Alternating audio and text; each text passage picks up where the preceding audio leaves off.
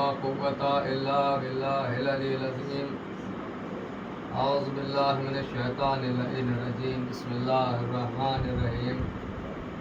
الحمد لله رب العالمين، الصلاة والسلام على سيد المرسلين سيدنا شفيعنا حبيبنا نبينا وطبيب قلوبنا محبوب رب المغربين جد الحسن والحسين مولانا مولا الثقلين بالقاسم محمد اللهم صل على محمد وآل محمد آله الطيبين الطاهرين المعصومين المنتخبين المنتجبين المظلومين ولعن الله على أعدائهم أجمعين ولعن الله على غاصبين حقوقهم ولعن الله على منكرين فضائلهم ومصائبهم وشجاعتهم وسخاوتهم وشرافتهم وجلالتهم وولايتهم وعنايتهم وكرامتهم وطهارتهم وعطشهم أجمعين. أما بعد فقد قال الله تعالى وقوله الحق. بسم الله الرحمن الرحيم. اقرأ باسم ربك الذي خلق خلق الانسان من علق. صلوات پڑھیں. اللهم صل على محمد وآل محمد. محترم سامعین حضرات، محترم پرستاران جناب ابن زہرا، محترم سوگواران اسیران کربلا، جس طرح سے معلوم ہے کہ یوں تو 5 مجلسیں مکمل ہو چکی ہیں، مگر چونکہ 5 مجالس الگ رخ سے چلنا چاہیے اور تاکہ حق ادا ہو جائے. اپنی مجلسیں اس میں ذاتی نہیں ہونی چاہیے، تو وہ 2 مجلسیں الگ ہو گئی ہیں. اب یہ 2 مجلسیں آج کی اور کل کی بچی ہیں. مومنین سے گزارش کی جاتی ہے کہ کل بھی آخری مجلس میں ضرور انشاءاللہ شرکت فرمائیں. اور دیکھیں ہمارا موضوع وہی چل رہا ہے کہ پیغام رسالت کیا ہے، مقام محمد کیا ہے، مقام اہل بیت کیا ہے. یہی ہمارا موضوع چل رہا ہے کہ جبرائیل سے کہا گیا کہ ان سے کہو کہ پڑھیں. جبرائیل نے رسول اللہ سے کہا کہ بھائی پڑھو. کیا پڑھو؟ کیا پڑھا جائے؟ کیا قرآن پڑھا جائے، توریت پڑھی جائے؟ کب پڑھنے کا مطلب یہاں پہ تبلیغ کی جائے، لوگوں تک پیغام پہنچایا جائے کہ پڑھو اس کے نام سے کہ جو تمہارا رب ہے جس نے سب کو خلق کیا ہے اور اس نے انسانوں کو جمع ہوئے خون سے پیدا کیا ہے، اور اس کے نام سے پڑھو جو بڑا اکرم ہے، جو بڑا کریم ہے. دیکھیے اکرم، افضل، احمر، یہ الف جو آتا ہے نا جن لفظوں سے پہلے، اس کا مطلب ہوتا ہے بہت زیادہ. جیسے ارحم بہت زیادہ رحم کرنے والا، افضل بہت زیادہ فضیلت والا، اطہر بہت زیادہ پاک ہے نا، تو اکرم یعنی بہت زیادہ کریم ہے نا. ایسے بہت سارے نام آپ کو ذہنوں میں ہوں گے جس میں الف آتا ہے. تو یہ چیزیں جو ہوتی ہیں، یہ الف جہاں پہ آتا ہے، اللہ جو ہے رحیم ہے مگر ارحم ہے، ارحم الراحمین یعنی رحم کرنے والوں میں سب سے زیادہ رحم کرنے والا. دیکھیے میں بہت آسانی سے آپ تک پیغام پہنچاؤں، اس کے بعد مجلس کو اپنے رخ پر لے کر آنے کی کوشش کروں گا کہ پیغام رسالت پہنچاؤ. بھائی انسانوں کے حقوق بتاؤ، عورتوں کے حقوق بتاؤ، مردوں کے حقوق بتاؤ، بچوں کے حقوق بتاؤ. ساری چیزوں جتنے بھی ہر چیز کا ایک حق ہوتا ہے. اس کرسی کا ایک حق ہے، اس ٹوپی کا ایک حق ہے، اس لباس کا ایک حق ہے، امام بارگاہ کا ایک حق ہے، مصلی کا ایک حق ہے، سجدگاہ کا ایک حق ہے نا، تسبیح کا ایک حق ہے، سامعین کا ایک حق ہے، خطبہ کا ایک حق ہے. ہر چیز کا حق ہوتا ہے. سب بتاؤ، اللہ نے سب رکھا.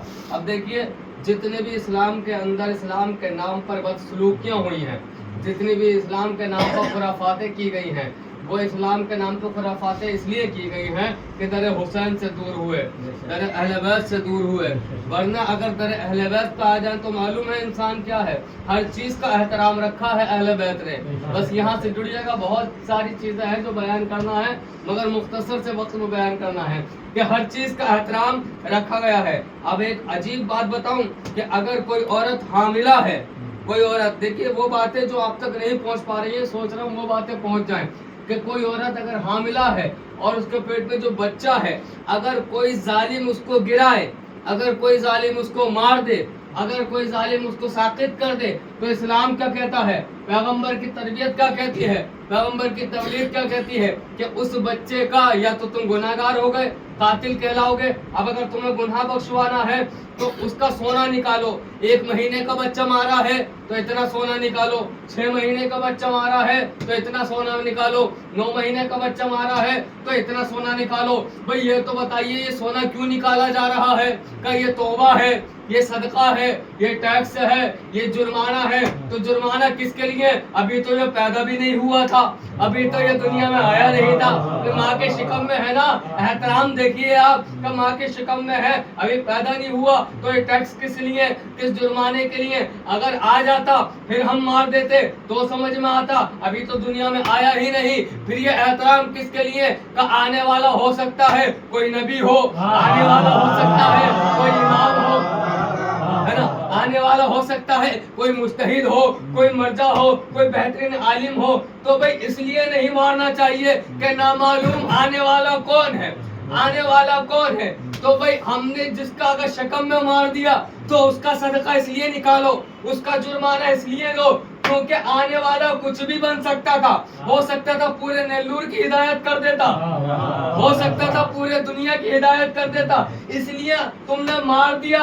اب وہ ہدایت کیسے کرے گا؟ ٹھیک ہے بھائی یہ دنیا میں آیا ہے نا، دنیا میں آ رہا ہے اس لیے اس کا احترام کرو، مگر جو مر گیا ہے تم کیوں کہہ رہے ہو عزت سے جنازہ اٹھاؤ، عزت سے کفن پہناؤ، عزت سے قبر کے اندر اتارو، عزت سے تلقین پڑھو، عزت سے قبر پہ مٹی ڈالو۔ بھائی وہ جو آ رہا تھا اس سے تو نیلور کو فائدہ ہو سکتا تھا، یہ جو چلا گیا اس سے کیا فائدہ ہوا؟ اس سے کیا فائدہ ہوا؟ کہ وہ فائدے کے لیے احترام تھا، یہ انسانیت کا پیغام پہنچانے کے لیے احترام ہے۔ کیا مطلب یہ تاکہ دنیا کو پتہ چلے کہ اسلام وہ ہے جو فقط زندوں کا احترام نہیں کرتا، مردوں کا بھی احترام کرتا ہے۔ توجہ رکھیے گا، مردوں کا بھی بھائی تکبر کس لیے؟ موضوع پہ آ رہا ہوں میں، تکبر کس لیے، غرور کس لیے، فخر کس لیے؟ یہ کس بات پہ؟ کوئی تو تمہاری حیثیت ہے نہیں، انسان کی کوئی حیثیت نہیں ہے، غرور کیا ہے؟ بھائی سنیے انسان کی حیثیت کتنی ہے۔ نماز میں 2 سجدے رکھے گئے، 1 رکعت میں 2 سجدے، رکوع 1 رکھا گیا، سجدے 2 رکوع 1۔ تو یہ بتائیے جب سجدے 2 ہیں تو رکوع بھی 2 ہو جانے چاہیے تھے، یہ رکوع 1 ہے تو سجدہ بھی 1 ہی ہو جاتا، یہ 2 سجدے کیوں ہیں؟ اس کی حقیقت سنیے بہت آرام سے، میرا گلا بالکل ساتھ نہیں دے رہا، بس اسی طرح سنتے رہیے گا کہ یہ 2 سجدے کیوں ہیں، 2 سجدے کیوں ہیں؟ ایک سجدہ کیا کس پر؟ مٹی پر، سر اٹھا لیا، دوسرا سجدہ کیا کس پر؟ مٹی پر، پھر سر اٹھا لیا، یعنی پہلا بھی مٹی پر آخری بھی مٹی پر، یعنی ابتدا بھی مٹی پر اور انتہا بھی مٹی پر، یعنی شروعات بھی مٹی پر اور آخرت بھی ہماری مٹی پر۔ یہ 2 سجدے معلوم ہے کیوں رکھے گئے ہیں؟ اللہ سمجھا رہا ہے تم جہاں سے آئے ہو وہ بھی مٹی ہے، جہاں مل جانا ہے وہ بھی مٹی ہے۔ یہ 2 سجدے رکھے گئے، اس کے بیچ میں جو استغفار ہے یہ ہے حیثیت تمہاری۔ یہ جو تھوڑا سا وقت ہے 1 سیکنڈ کا، انسان کی مہلت یہ ہے، یہ 1 سیکنڈ کی مہلت ہے۔ اب چلیے پیغام، بھئی میں نے بتایا جنہوں نے رسول کو مانا پورا مانا، جنہوں نے نہیں مانا بالکل نہیں مانا، مگر آخری رسول کے زمانے میں منافق لوگ بھی پیدا ہوئے۔ اب منافق کون ہوتے ہیں وہ بھی سن لیجئے، قرآن کہتا ہے منافق مومن، منافق عورت اور منافق مرد یہ لوگ ایک دوسرے کے بھائی ہوتے ہیں، یہ جو ہوتے ہیں ایک دوسرے کے بھائی ہوتے ہیں۔ مطلب کیا ہے؟ یہ برائی کا حکم دیتے ہیں، اچھائی سے روکتے ہیں، برائی کا حکم دیتے ہیں، اچھائی سے روکتے ہیں۔ یقین نہ آئے تو جا کے دیکھ لینا، کسی مولوی نے نہ کہا کہ فلاں جگہ ڈی جے چلایا جا رہا ہے، جاؤ گے تو نکاح ٹوٹ جائے گا، مجلس میں جاؤ گے نکاح ٹوٹ جائے گا۔ صلوات پڑھے مل کے محمد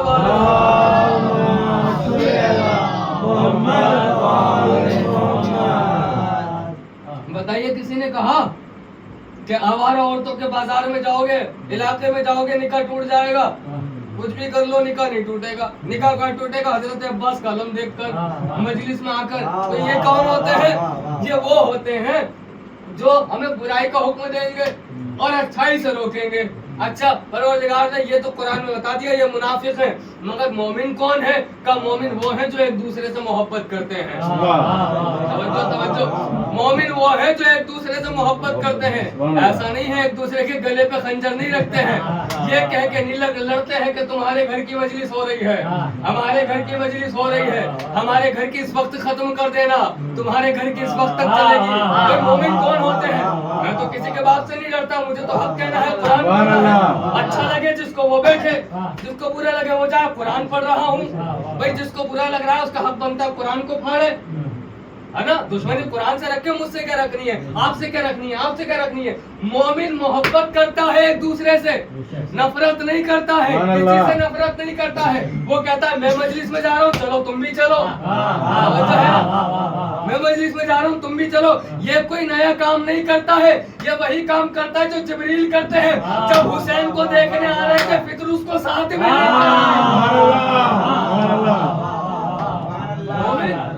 सुन्नत अदा करता है, फरिश्तों वाली सुन्नत। देखो हमारे अंदर सुन्नत फरिश्ता भी है, सुन्नत मलाइका भी है हमारे अंदर। तो ये मोमिन मुनाफिक दोनों बता दिए। अब चलिए एक चीज और बता देता हूँ, एक चीज सुनिएगा, जबान मोमिन बनता कैसे है। जबान मुझे पढ़ना है, मैं तो हकीकत पढ़ूंगा, आप चाहे किसी तक पहुंचाए बात, मैं तो कुरान की रूह से पढ़ रहा हूँ। भाई इंसान कैसे बनता है?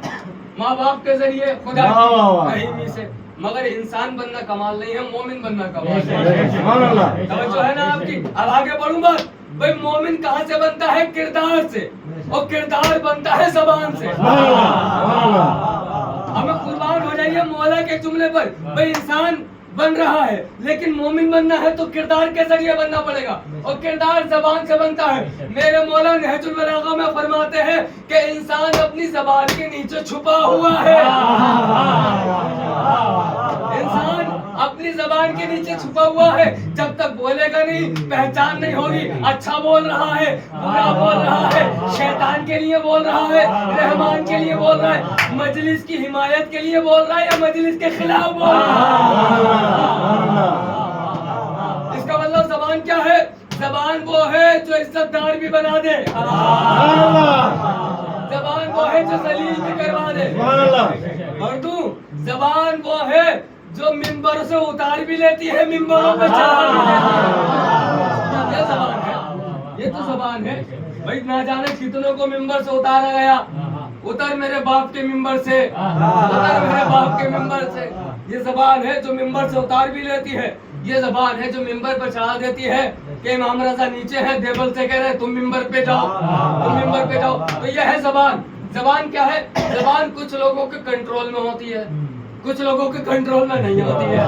मुझे हालात हाजरा पढ़ना है भाई। आप अगर किसी मखसूस जगह पर निशाना मार रहे हैं तो आपकी गलती है। मैं तो हालात हाजरा पढ़ रहा हूँ, मैं तो रसूल का जमाना पढ़ रहा हूँ, ठीक है। आपको जो सोचना सोचिए, मैं तो रसूल का जमाना बयान कर रहा हूँ। रसूल का जमाना क्या है? वो इंसान अपनी जबान के नीचे छुपा हुआ है।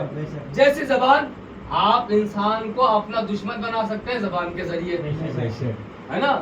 या लफ्जों को बदलूं, आप दोस्त को दुश्मन बना सकते हैं जबान के जरिए, और दुश्मन को दोस्त बना सकते हैं जबान के जरिए।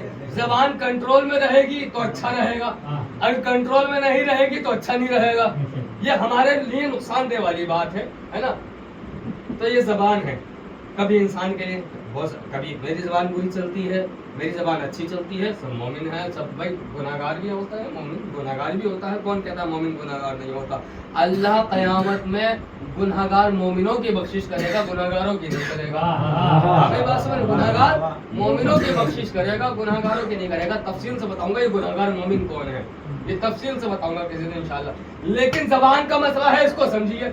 जबान क्या है भाई? जबान वो है जो इंसान के कंट्रोल में बड़ी मुश्किल से रहती है, बहुत ही मुश्किल से। इंसान चाहता है कि कंट्रोल में करूं, मगर आदत खानदान की वजह से ऐसी पड़ी हुई है। माँ को जबान चलाते हुए देखा, बाप को जबान चलाते हुए देखा, दादा को जबान चलाते हुए देखा, तो सोचा इसके सामने भी जबान चलाऊं, इसके सामने भी जबान चलाऊं, उसके सामने भी जबान चलाऊं, तो जबान कंट्रोल में नहीं रहती। तो ये तो बताइए कि परवरदिगार हमारे लिए हादी भेज रहा है, उसकी भी जबान है या नहीं है ना उसकी जबान? उसकी जो जबान है क्या वो उसके कंट्रोल में है या नहीं है? आवाज़ें उसकी बात छोड़ो, उसकी जबान उसके कंट्रोल में नहीं है, हमारे कंट्रोल में है। कुरान ने कहा वमा यंतिको अनिल हवा, मेरा रसूल कुछ बोलता ही नहीं, جب تک کہ وحی الہی نہ آ جائے. یعنی رسول اپنی زبان اپنی مرضی سے نہیں چلاتے, خدا کی مرضی سے چلاتے ہیں. تو بھائی رسول کا آخری دور آ رہا ہے. یا نبی اللہ, نبوت آپ پر تمام ہو رہی ہے, ہدایت آپ کے بعد بھی چلے گی. یہ تو بتائیے, آپ چلے جائیں گے زبان چلی جائے گی, آپ چلے جائیں گے زبان چلی جائے گی. ارے کچھ تو بتائیے کہ آپ کی زبان سے فائدہ حاصل ہو. بھائی زبان کو عربی میں کہتے ہیں لسان, زبان کو عربی میں کہتے ہیں لسان. تو نبی اللہ آپ جا رہے ہیں, زبان بھی جا رہی ہے. کوئی ہے ایسا جو آپ کی زبان استعمال کرے؟ نبی نے کہا جب تک کہ لسان اللہ کا تعارف نہ کرو, جب تک کہ لسان اللہ کا تعارف نہ کرو اس دنیا سے نہ جاؤں گا. ایک شخص کا ہاتھ پکڑا, ہاتھ پکڑ کے کہا اے لوگوں جان لو, ھذا علی, ھذا لسان اللہ, ھذا وجہ اللہ, ھذا عین اللہ.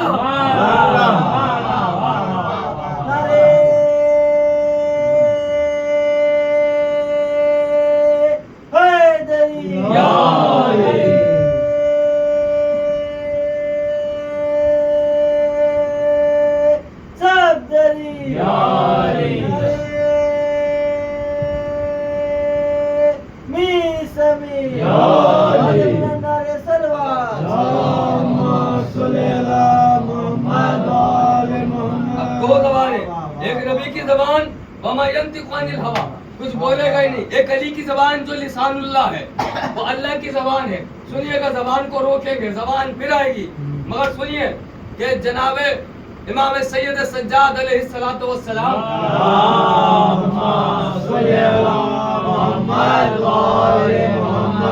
آپ نے ارشاد فرمایا کہ انسان کے لیے کل خیر, ساری کی ساری خیر یہ ہے کہ وہ اپنے آپ کو گناہوں سے بچا لے. انسان کے لیے ساری خیر یہ ہے. تو اس کا مطلب کیا ہوا؟ خیر یعنی اچھائی, خیر یعنی بہتری, خیر یعنی ہمارے لیے بہتر انجام, یہ خیر ہے. اور میں آپ کو خیر سنانا چاہ رہا ہوں. امام نے کہا خیر یہ ہے کہ اپنے آپ کو گناہوں سے بچا لو. دعوت ذوالعشیرہ میں پیغمبر کہہ رہے تھے میں تمہارے لیے خیر لے کر آیا ہوں. 4 خیر پڑھوں گا پھر زبان آ جائے گی.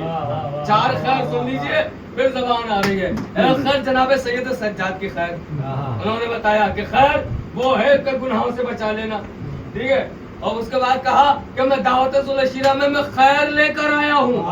نبی پیغام پہنچا رہے تھے کہ ایک بدبخت کھڑا ہوا. ابو طالب نے کھڑے ہو کے کہا خاموش, تیری خیر نہیں, خاموش تیری خیر نہیں, خاموش تیری خیر نہیں. یہ ہو گئی 3 خیر. ایک سید سجاد کی خیر, ایک نبی کی ذوالعشیرہ والی خیر, ایک ابو طالب والی خیر. لوگ چادر میں 6 لوگ جمع ہیں, چادر میں 6 لوگ جمع ہیں. سلمہ آگے بڑھی, کہا کیا مجھے اجازت ہے؟ آواز آئی آپ وہی رہے, آپ خیر پر ہیں, آپ وہی رہے, آپ خیر پر ہیں, آپ وہی رہے, آپ خیر پر ہیں. پتہ چلا جو دین پہ عمل کرے وہ خیر پر, جو دین لے کر آئے وہ خیر ہوتا ہے, وہ خیر ہوتا ہے. تو دعوت ذوالعشیرہ میں کہا گیا تیری خیر نہیں. اگر کچھ بھی بول گیا تیری خیر نہیں. بہت سخت موضوع ہے جو میں آسان زبان میں سوچ رہا ہوں کہ آپ تک پہنچاؤں. کہ تیری خیر نہیں. کیا ہوا؟ کون ہے جو میری مدد کرے گا؟ کون کھڑا ہوتا تھا بار بار؟ وہی جو ہر جگہ کھڑا ہوتا تھا, وہی جو ہر جگہ کہتا تھا انا انا انا, جو ہر جگہ کہتا تھا میں حاضر ہوں, میں حاضر ہوں, میں حاضر ہوں. ایک بار نہیں 3 بار کھڑا ہوا. وہ بچہ کھڑا ہوا جس کو بچہ کہا جاتا ہے. یہ بھی سن لیجیے گا, زبان پہ آ رہا ہوں میں پھر سے. بچہ کہا جاتا ہے. تو پیغمبر اسلام نے کیا کہا؟ میرے خلیفہ بھی تم, میرے وصی بھی تم, میرے وزیر بھی تم, میرے جانشین بھی تم. ایک بات بتائیے, بہت آسانی سے پڑھ دوں. آپ نے کہا مولانا کل مجلس ہے. میں نے کہا ہے؟ میں آپ کسی کے گھر پر ہے, ممدو بھائی کے گھر پر ہے. ممدو بھائی نے ان سے کہا کہ کل مجلس ہے. میں نے کہا ٹھیک ہے. اب یہ بتائیے ممدو بھائی جو تبرک بانٹیں گے وہ آج بانٹیں گے یا کل بانٹیں گے؟ کل بانٹیں گے نا, آج تو نہیں بانٹیں گے. مجلس کل ہے تو تبرک بھی کل بانٹے گا. وعدہ ہوا ہے, عمل کل ہوگا. علی نے کیا کہا؟ مدد کروں گا. علی نے کہا مدد کروں گا. علی نے کہا میں مدد کروں گا, میں مدد کروں گا. بھائی پوچھئے نبی اللہ سے, زبان پھر آ گئی. نبی اللہ سے پوچھئے یا نبی اللہ, علی نے مدد کا وعدہ کیا ہے, ابھی مدد شروع بھی نہیں کی ہے, ابھی مدد کی نہیں ہے. بھائی آپ کہیں میں تم کو خلیفہ بناؤں گا, میں تم کو وزیر بناؤں گا, میں تم کا جانشین بناؤں گا. آپ نے یوں کیوں کہا کہ تم خلیفہ بن گئے, تم جانشین بن گئے, تم میرے وزیر بن گئے؟ آواز ہے بے شک وعدہ آج ہوا ہے, عمل کل سے ہوگا, مگر یاد رکھو یہ کسی جھوٹے کی زبان نہیں ہے, ایک سچے کی زبان ہے. یہ ایک سچے کی زبان ہے. بس میں مجلس کو تمام کرنے کی کوشش کر رہا ہوں. یہ ایک سچے کی زبان ہے. تو خیر زبان یہ ساری چیزیں کہا بھائی زبان کے نیچے انسان چھپا ہوا ہے, جیسا بولے گا. اب پیغمبر اسلام کو ماننے والے ہو تو زبانوں پر کنٹرول کرو, ہے نا, ہر کسی کو گالی نہ دو. پیغمبر اسلام کے ماننے والے ہو تو ہر کسی کو تم غلط الفاظ کے ساتھ یاد نہ کرو, یہ بہت تمہارے لیے غلط ہے. کہ تم پیغمبر اسلام کے بھی ہو, ہم ماننے والے بھی ہیں, اور ہماری زبان پہ نبی کے نام سے زیادہ ہماری زبان پہ الٹی سیدھی باتیں رہتی ہیں. یا حسین کہنے کے بجائے ہم دوسرے جھگڑوں میں الجھ رہے ہیں. بھائی توجہ رکھیے, میں ایک جملہ کہہ دوں, شیطان نے یہ نہیں کہا تھا کہ میں جا کر وہاں بہکاؤں گا جہاں شراب پی جا رہی ہے. تو کام چل رہا ہے, تو کام چل رہا ہے. اس نے کہا صراط مستقیم پر. علی کہہ رہے ہیں میں صراط مستقیم, حسین صراط مستقیم, یعنی مجلس سے حسین صراط مستقیم. اب یہاں نہ بہکائے گا تو کہاں بہکائے گا؟ بھائی کبھی افطاری پہ جھگڑا ہو رہا ہے, کبھی تبرکات پہ جھگڑا ہو رہا ہے. یہ تو شیطان کا وعدہ, بہکائے گا. ذمہ داری آپ کی ہے, بہکیں گے یا نہیں بہکیں گے, ذمہ داری آپ کی ہے. میں دیکھیے انسان تکبر کرتا ہے, پھر پیچھے آتا ہوں میں. انسان تکبر کرتا ہے, مجلس تمام ہو رہی ہے, انسان کر رہا ہے تکبر, جو کہ اس کو نہیں کرنا چاہیے. انسان تکبر کر رہا ہے, کیوں کر رہا؟ بھائی تیری حیثیت کیا ہے؟ کچھ بھی نہیں ہے. کہا بھائی آل محمد سے مقابلہ کریں گے, آل محمد سے مقابلہ کریں گے. کن سے مقابلہ کرو گے؟ کہ جن سے مقابلہ جناب آدم نہ کر پائیں, جناب ابراہیم نہ کر پائیں, ان سے مقابلہ کرو گے جن سے ابراہیم خلیل اللہ, عیسیٰ روح اللہ اور موسیٰ کلیم اللہ, ایسے ایسے لوگ جن کو اللہ نے خطاب دیا ہے وہ نہ کر پائیں. بھائی کہا آپ سنیے, ایک بات آتی ہے, مجلس تمام کر رہا ہوں اسی بات پر. ایک بات آتی ہے, نبی معراج پر گئے, نبی معراج پر گئے, نبی معراج پر گئے, تو مجھے بتائیے کون سا تیر مارا ہے نبی نے؟ عجیب بات کہہ رہا ہوں میں آپ کو, نبی نے کون سا تیر مارا ہے؟ کون سا کمال ہے بھائی نبی معراج پہ چلے گئے, کیا کمال کر دیا. معراج پہ چلے گئے, معراج پہ چلے گئے, کیا کمال کر دیا نبی نے. بھائی ہیں زمین کے رہنے والے, جا رہے ہیں حج پر, آپ کہیں گے کمال نہیں ہے تو کیا ہے؟ میں نے کہا اگر یہ کمال کی بات ہے تو یہ ہونا چاہیے کہ جو یہاں رہتا ہے اسے وہاں جانے پہ فخر کرنا چاہیے. مگر عجیب منظر دیکھ رہا ہوں, جو یہاں سے وہاں جا رہا ہے وہ تمنا نہیں کر رہا ہے کہ میں وہاں جا رہا ہوں, بلکہ جو وہاں رہتے ہیں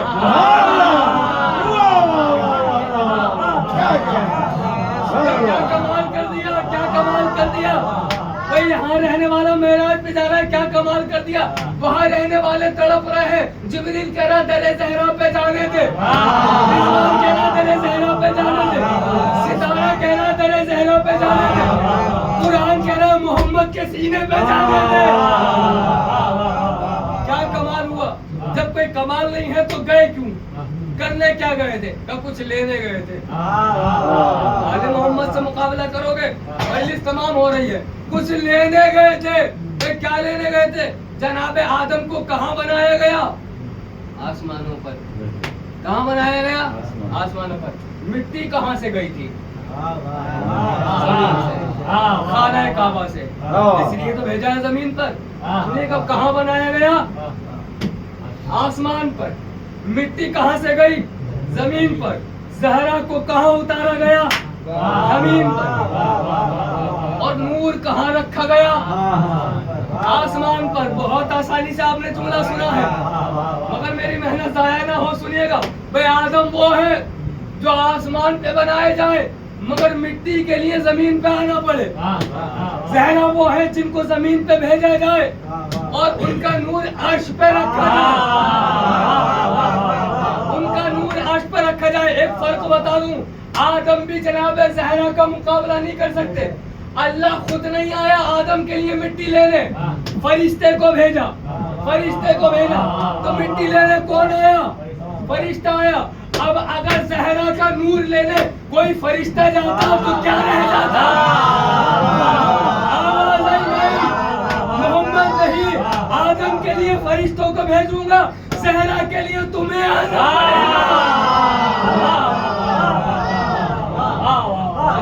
بڑے سلوات پڑھے میں کہ محمد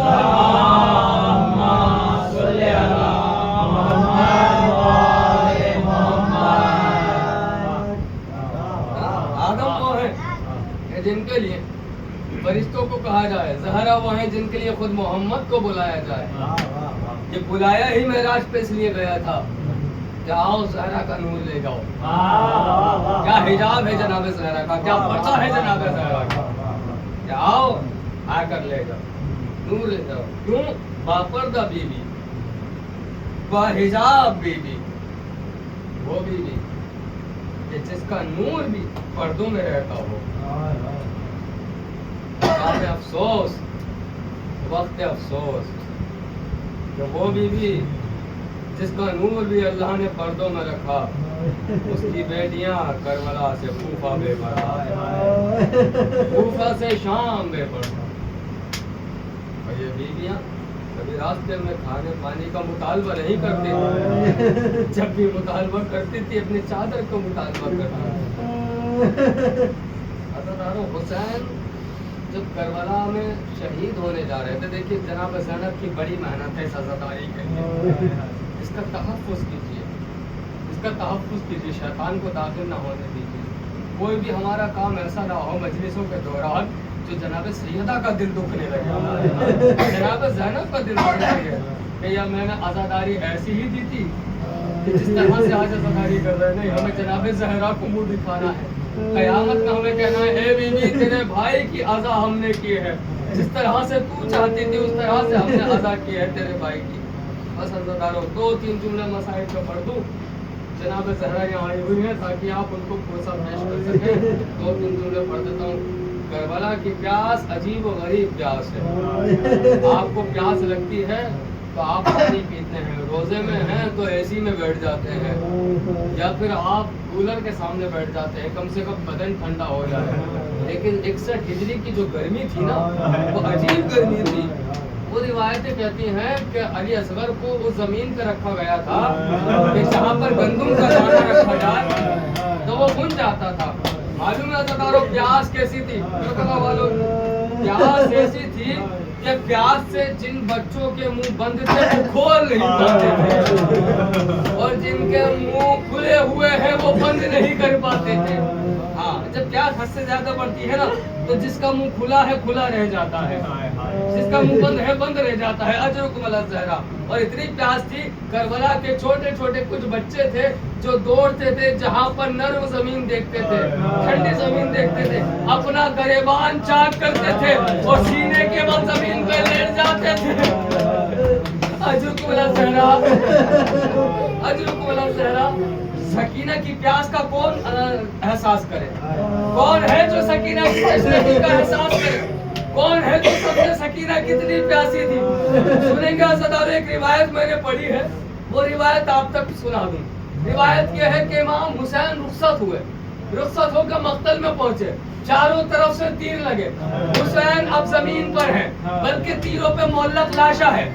ایک خیمے سے بی بی دیکھ رہی تھی، ایک چھوٹی سی بچی بھی دیکھ رہی تھی، پھوپھی اماں میرے بابا کو کیا کر دیا، میرے بابا کو کیا کر دیا، پھوپھی اماں اجازت دیجیے میں اپنے بابا کے پاس جاؤں۔ کہا ہاں تم کو اجازت ہے، جاؤ چلی جاؤ۔ پھوپھی اماں سے اجازت لی، ایک مرتبہ حسین کے پاس مقتل میں آئی، حسین نے سر اٹھا کے دیکھا اور ایک مرتبہ کہا میری جان کیوں آئی ہو، میری بچی کیوں آئی ہو، بابا کیسے اکیلا چھوڑ دوں، بابا کیسے تنہا چھوڑ دوں۔ ابھی حسین اور سکینہ بات کر رہے ہیں، ابھی سر و تن میں جدائی نہیں ہوئی ہے، ابھی حسین کا سر کٹا نہیں ہے۔ شمر ملعون آگے بڑھا، حسین سے پوچھا یہ بچی کون ہے؟ حسین نے آواز دی کہ ایسے مشکل وقت میں ایک باپ کے پاس اولاد کے علاوہ کوئی آ سکتا ہے، اولاد کے علاوہ کوئی آ سکتا ہے۔ شمر نے کہا اے حسین اس بچی کو واپس بھیجتے ہو یا میں اسے واپس بھیجوں؟ آواز دی سکینہ خیموں میں واپس جاؤ، سکینہ واپس جاؤ۔ ورنہ اس کا طریقہ الگ ہے. ارے یہ تماچا مارے گا. اے مولا حسین آج آپ نے شمر سے بچا لیا. ارے کل کو کون بچائے گا؟ ہر موڑ پہ سکینہ تماچے کھائے گی. ہر گلی میں سکینہ تماچے کھائے گی. سکینہ کے رخسار نیلے, سکینہ کے کان زخمی, رو رو کے پکارے گی اے بابا. وہ بالیاں چھین لی گئی جو عید پر آپ نے دی تھی. آؤ بابا میرے رخسار دیکھو. آؤ بابا میرے پھٹے ہوئے کان دیکھو. آؤ بابا میرا جلا ہوا دامن دیکھو.